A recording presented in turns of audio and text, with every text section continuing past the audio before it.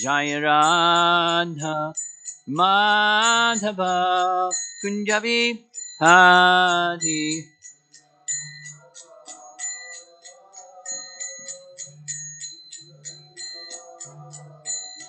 Gopijana Vallabha Girivardhari.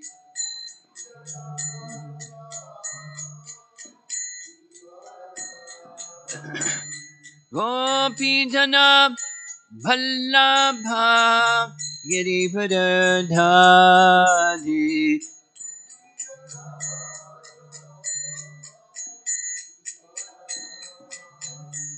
Yasodhanandana Brajajanuranjana. Yasodhanandana Brajajanuranjana. Jamuna Kiravanachadi. Jamuna Kiravanachadi. Jaya Radha Madhava Kunjabi Adi.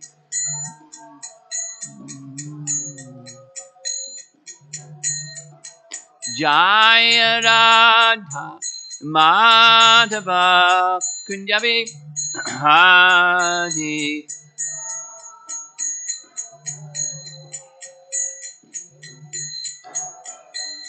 Gopi Jana Vallabha Girivardhari.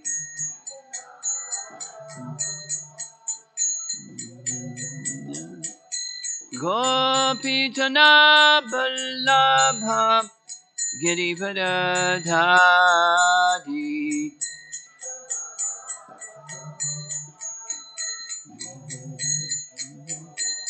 Yasodhanandana Brajajanuranjana. Yasodhanandana Brajajanuranjana. Jamuna Kiravanachadi. Jamuna Kiravanachadi. Jaya Radha Madhava Kunjabi Hari.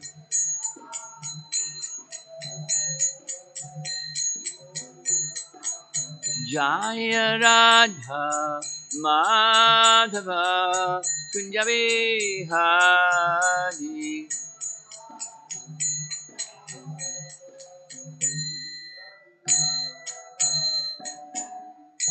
Jaya Vishnupad Paramahansa Parivedakacharya Madha's Divine Grace A.C. Bhaktivedanta Swami Srila Prabhupada Ki Gaur Premanandi.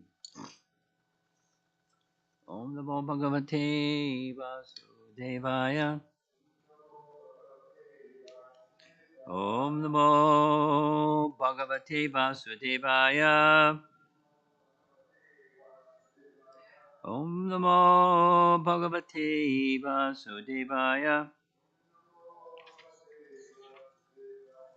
Reading this morning texts 23 and 24.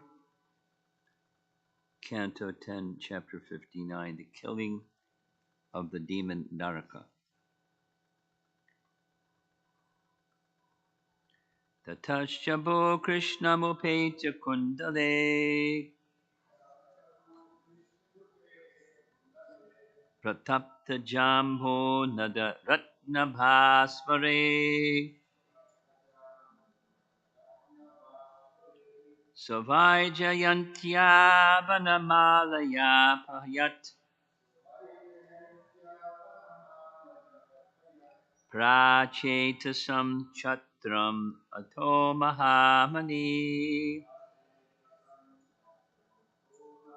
Tatascha bho Krishnam upecha kundale.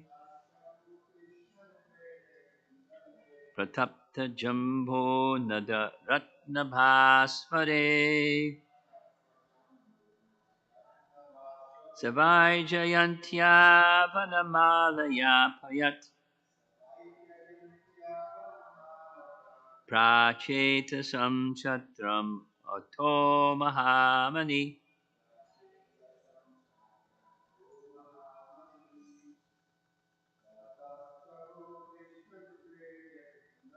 Tatascha bho Krishnam upecha kundare.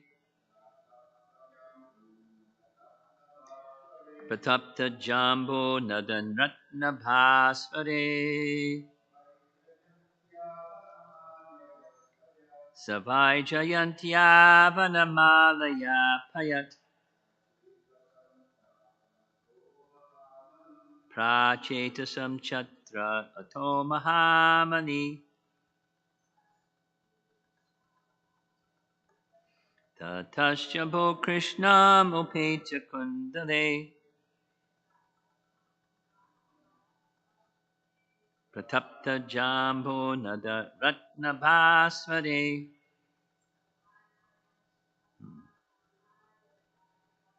Savai jayantya vanamalaya payat. Prachetasam chatram ato mahamani.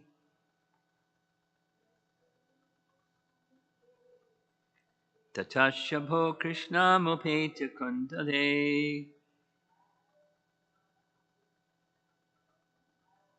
Pratapta jambo nada ratna bhasvare. Savai jayantya vanamalaya payat. Prachetasam chatram ahoma.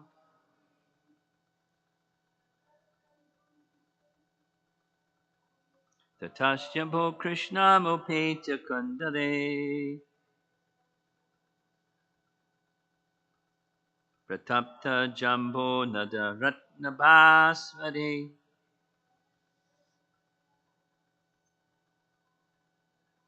Savai jayantya vanamalaya payat. Prachetasam chatram ato mahamani. Tataha. Then, Cha and Boho, the goddess of the earth, Krishnam, Lord Krishna, Opetya, approaching, Kundale, the two earrings belonging to Aditi, Pratapta, glowing, Jambonada, gold, Ratna, with jewels, Basvare, shining, Sa, together with, Vaijayantya, named Vaijayanti, Vana Malaya, and with a flower garland, Arpayat, presented, Prachetasam, of Varuna, Chatram, the umbrella, Atau, then, Mahamanim, Mani Parvat, the peak of Mandara mountain. Translation: the goddess of the earth then approached Lord Krishna and presented him with Aditi's earrings, which were made of glowing gold inlaid with shining jewels. She also gave him a Vaijayanti flower garland, Varuna's umbrella, and the peak of Mandara mountain. So there's nothing here in the BBT commentary, but I have something to read to you from our acharyas.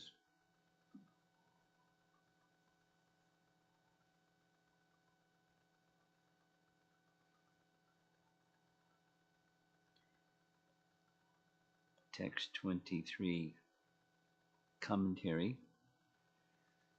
starting with Vishwanath Chakravarti, Thakur. Short. Bhumi returned everything stolen by your son, including the jewel mountain, Maha Manim, jewel mountain. Jiva Goswami. Again, this Jiva Goswami is writing a commentary following his editing work of Sanatana Goswami's commentary. So what Jiva Goswami says is also said by Sanatana Goswami plus. So here's Jiva Goswami. The Vajjayanti is a 5-colored garland, and Vanamala garland made of leaves and flowers extending to the feet. Bhumi offered him the earrings along with the Vanamala and Vajjayanti garland. Sanatana Goswami commentary, same. Bhu always lived in the house of Naraka, being his mother. She appeared at that time. She approached Krishna directly, Bhagavan, and her husband. That's this and her husband, but her husband is dead. No, that's her son. See. Bhagavan is, Krishna is Bhagavan and Krishna is her husband. There we go. The Vajjayanti is a 5-colored garland, and the Vanamala garland made of leaves and flowers extending to the feet. She offered him the earrings along with a Vanamala and Vajjayanti garland. This was done either all at once or after some time. After that, she offered the umbrella and mountain. Text 24. Prabhupada's translation. No, excuse me, BBT translation. O King, Shukadev speaking to Maharaj Parikshit, narrating this story. After bowing down to him, that's Bhumi bowing down to him, and then standing with joined palms, the goddess, her mind filled with devotion, began to praise the Lord of the universe, whom the best of demigods worship. Jiva Goswami writes, essentially the same as Sanatana Goswami. After offering the stolen item, she, overwhelmed with devotion in her mind, in order to praise him, first offered respects and then folded her hands. Lowering her head and folding her hands, she began praising him since he was the Lord of the universe, and thus, worshipped by the best of the devatas like Brahma, she praised him with such words. And it's essentially the same with Sanatana Goswami, plus this was because she was dear to the Lord, shining with bhakti. This indicates that she knew the glories of the Lord. O King, please understand the meaning of the prayers.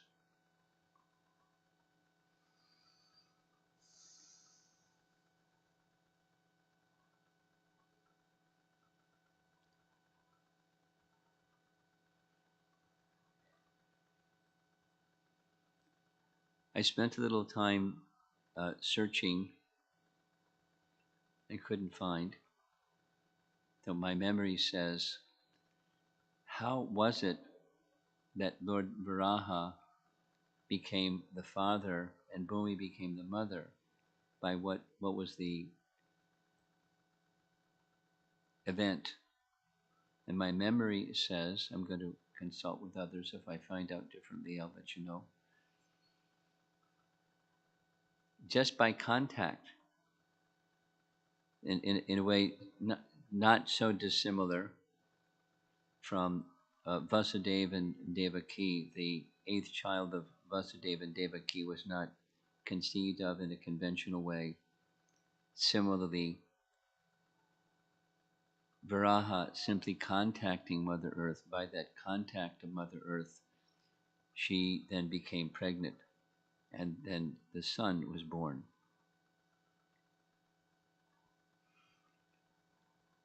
Little other piece that I came across was in Ramanujacharya's commentary on Bhagavad Gita. He mentions the meaning of the word Naraka. And he says, which is true, Naraka conventionally is translated as hell. So that's an interesting name to call one's son.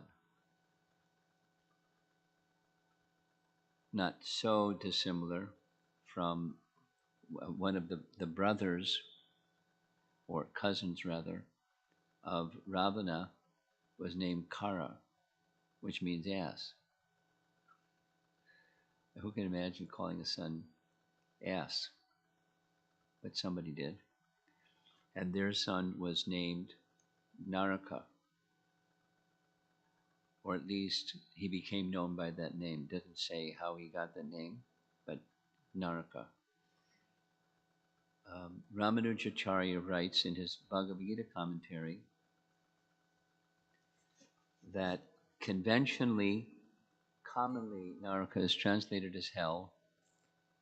Then he comments, this is in his Bhagavad Gita commentary, 16:16, says that that's a Christian concept of hell. Rather, Naraka, by Vedic explanation, it's a type of purgatory. And what purgatory isn't exactly hell. My understanding of purgatory is a little different than what he says or writes, but a type of purgatory where it's kind of like a holding place. And in that holding place, one is purged of the reactions of sins. Now, fifth canto Bhagavatam very clearly describes the different types of hells, etc., etc., and it's not just a purgatory place, but that's what Ramanujacharya. So Naraka means hell, or a place where one becomes released from sins, reactions of sins. So Naraka is the meaning. And elsewhere in Mahabharata, in describing Naraka, because it's not only described in the Bhagavatam, but we read something yesterday from Mahabharata. Naraka lived for a very, very long time. Very, very long time. And he was very powerful, as we heard, because he had this weapon that was arranged by his mother at his mother's request to give to their son the special weapon. And with that special weapon, he was able to travel about throughout the universe, and he was defeating everybody. He lived for a long time, and he was invincible. Well, almost invincible. Because two things. Krishna, this spear that he had, we read yesterday, was an invincible spear. But before it was thrown, Satyabhama said, kill him. And Krishna did. So he didn't get to throw his spear. But this other weapon that somehow ended up in the hand of his son, Bhagadatta, could only be diffused by personality of Godhead. And so from Mahabharata, he stood in the way of this weapon that was being thrown by Bhagadatta. It struck his body and it turned into a garland. So very mystical happenings. But back to Naraka, because he's been finished, and he's the son of both Krishna and Bhumi.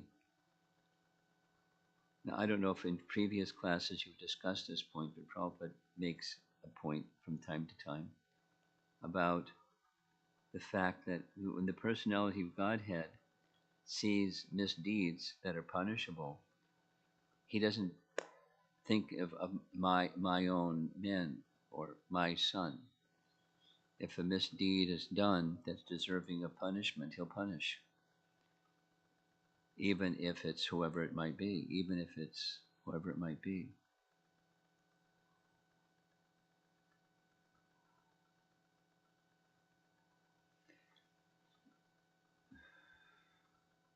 Kind of a side note, but it's related on the personality of Godhead, not being very tolerant of offenses that may be made to him, but intolerant of offenses that are made to one who is dear to him.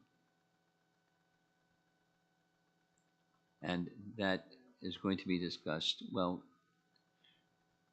yeah, in our Memorial Day weekend event, because one of the things, the Memorial Day weekend event is, the topic is lessons from Ramayana. And one of the lessons from Ramayana is Dvivida. Did I mention this the other day? Dvivida. And his brother, Minda. They were sons of the Ashvini Kumaras, and they were very capable assistants to Sugriva, and they were very much involved in the battle against Ravana. Their names are mentioned several times. They're great heroes. Yet, Dvivida made an offense. And so the consequence of that offense was he then became susceptible to the bad association of Naraka. So similarly, one of the questions that's raised that the Sri Vaishnava Acharyas comment on, why was Sita sent away when she was pregnant to deliver her to children, to her, the twins, the boys, Love and Kush? And their explanation is, same as this with Naraka. The personality of Godhead, in this case Ramachandra, can be very tolerant of some offense that's made to him, but he's very intolerant of offense that's made to someone dear to him. And the someone dear to him, most dear to him, was Lakshman. And Sita offended Lakshman by saying harsh, not just harsh, but criticizing him unfairly to the point where his heart broke. How could Sita say the things that she said to him? To get him to go to Ram's aid and leave her standing susceptible to Ravana's. So, not just that she was kidnapped by Ravana because of her offense to Lakshman, but specifically their comment is that Sita was sent away during her pregnancy as a reaction to her severe offense to one so dear to Lord Ramachandra. So that's another example of the same point. This personality of Godhead doesn't accept offenses to his dear devotees. And Naraka, although it was his son, he wasn't overlooking, oh, he's my son, so therefore he can do bad things and I'll overlook it. He doesn't overlook it. If it's the goddess of fortune, or if it's his son, whoever it might be, if they make some offense, they're culpable, commensurate to the offense. So there's fairness in the universe. Particularly at the hands of the personality of Godhead. So that the lesson then is beware of offense and beware of pride, because they can be very detrimental. And Naraka is a picture of both.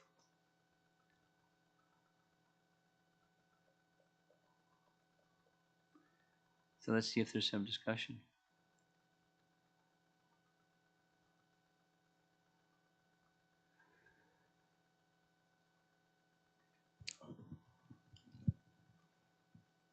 Krishna Maharaj.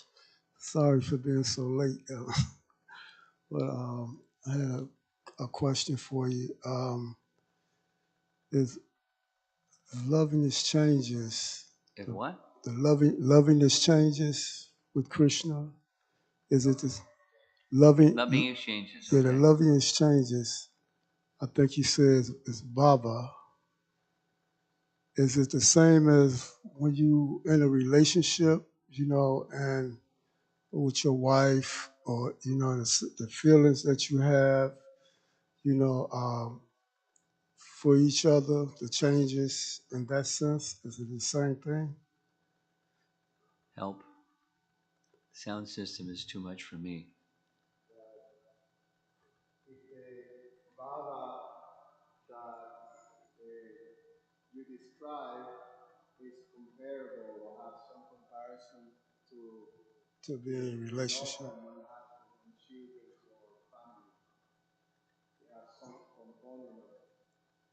Is the question the material feature a reflection of the spiritual feature? That's the question. Is it similar? So in this world, there's affection, and in the spiritual world, there's affection. And is the affection in this world derived from or a reflection of the affection that's in the spiritual world? That's your question? Yes. Yes. Yes. Perverted reflection, perverted imitation of the real thing. There's the real thing, and there's the imitation reflection of the real thing.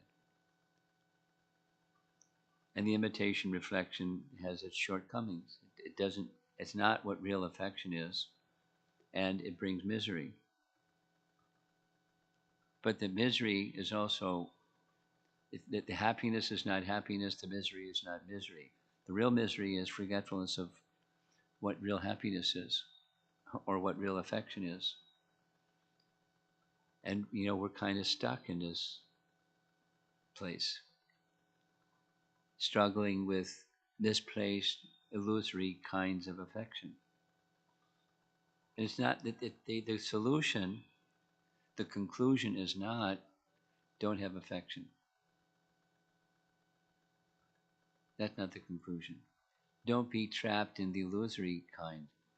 Then what do you put in its place? The spiritual kind, where let's say there's family members or friends or something, and then spirit by spiritual evolution, the affection grows on the platform of eternality. Let's do this one. Compassion. Supposing you see something that strikes your heart, and it hurts to see somebody going through such and such. That's an emotion. That's an affection for a person that's struggling with something, and you feel something. So that's a reflection of the transcendental. And how to elevate that to the transcendental, so it's not just the reflection. By awakening our original Krishna consciousness, the misfortune that someone's going through has the root of it is their forgetfulness of their natural and eternal affections and emotions. So that the feelings that you may feel when you see somebody going through some hard time, or they're hurt or damaged, or somebody did something harsh or mean to them or something like that, you can natural you have some feelings for that person. So there's nothing wrong with those feelings except that they're misplaced. They're natural feelings due to the fact that we have a body and we identify with it, a mind that we identify with it. So those feelings are quite natural. It's not, make it zero. It's elevate those feelings. And how do you elevate those feelings? Which is the same question again. It's by seeing the eternal and spiritual connection between those things, those people, those souls, and Krishna, the material condition, has everything to do with. forgetfulness of that relationship with Krishna.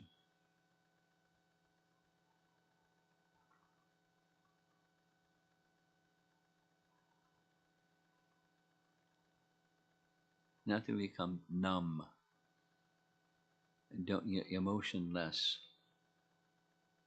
That's not a sign of spirituality. But the deeper emotion is due to forgetfulness of Krishna. People go through this whole thing.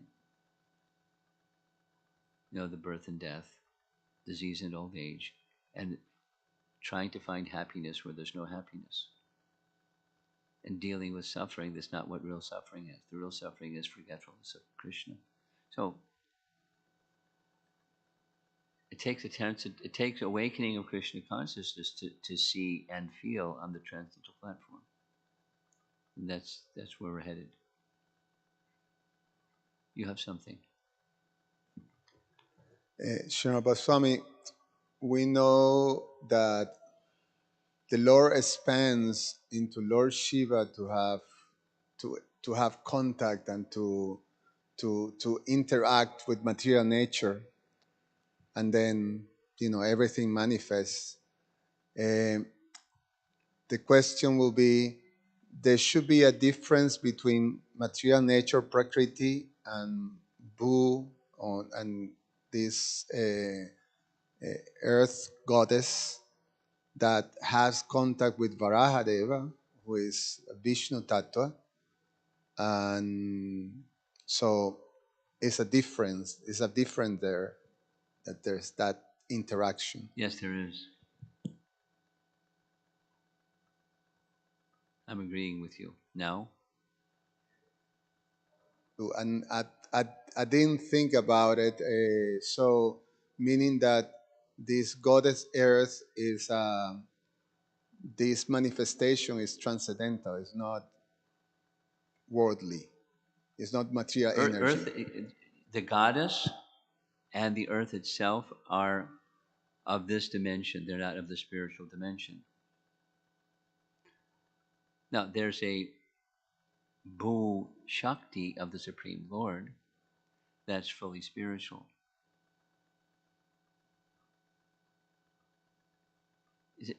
Let's step back. In common, almost always in Sri Vaishnava tradition, they worship a form of Vishnu or Narayan, just like think of Ranganath, very large deity, the Lord who's reclining in the milk ocean. And in there, it doesn't show the goddess of fortune, Lakshmi, at his feet, because Mahavishnu has the goddess of fortune within, Ramadevi. But in their in their festival deity, Utsav Murti, there's Narayan, small Murti, and Shri and Bhu, Shaktis. They're spiritual Shaktis. So they're not worshipping the goddess Earth, they're worshipping Bhu Shakti. So there's this, similar to his question, there's the material counterpart or the reflection, and that's the goddess Earth who fell into the bottom of the Garbanak Ocean, and Lord Varaha came to rescue. And by his contact, she was lifted. And one could say, the Bhu Shakti feature became prominent by his contact. But the Bhu Devi or Bhumi that came out of the palace of Naraka was the material counterpart. Because everything has a spiritual origin and spiritual reality to it, and she's of the material dimension. And there's a goddess. There's not only the planet, there's the goddess, which is derived from the spiritual potencies. Yeah, that is clear. The thought was is how she became impregnated. I don't know. by I mean, I said what I said, yeah. and I do plan to ask learned persons how, but my understanding is what I said. Yes, yes. Just by his contact, not by procreation acts, but just by his contact.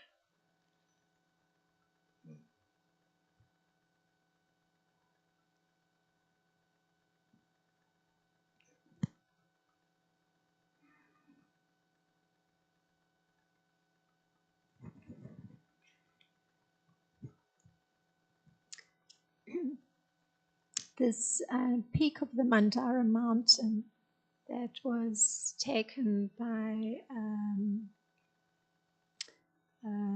Gisbomasura.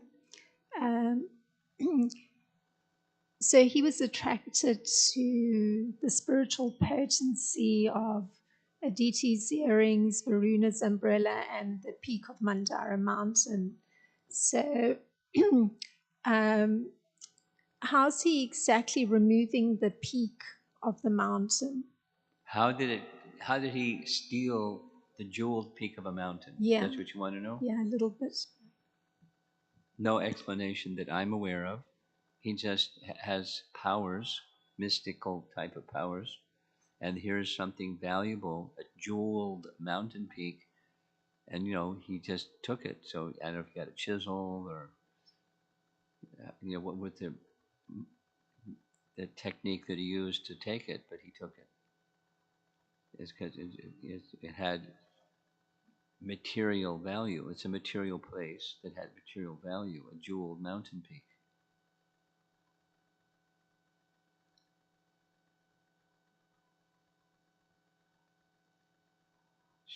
Yes? No?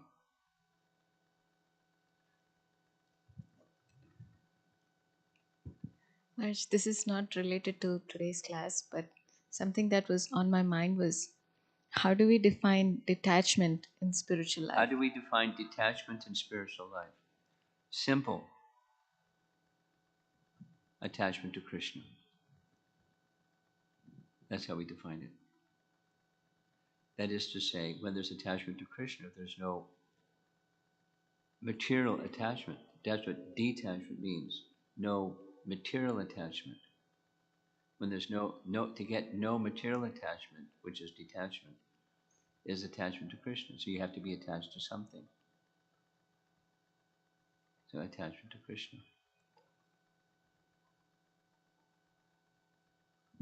Yes, Maharaj. Okay. Srila Prabhupada ki jai.